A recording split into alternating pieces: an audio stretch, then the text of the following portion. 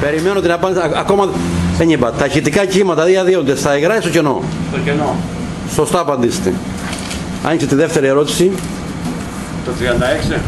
Λοιπόν, πήγαινε το 36.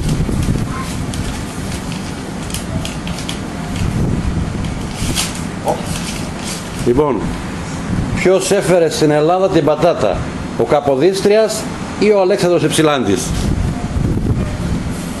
Καποδίστριας. Σωστό. Άνοιξε την τρίτη ερώτηση. Ποιο νούμερο είναι? Το 59.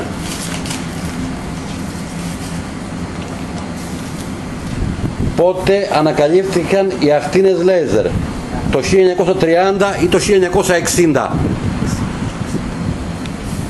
Το 1960. Σωστό. Κερδίσετε ένα ταξίδι για Μιλάνο για 2 άτομα. Ωραία. Αεροπορικό προσφορά της εταιρείας Round Travel από το Ηράκλειο.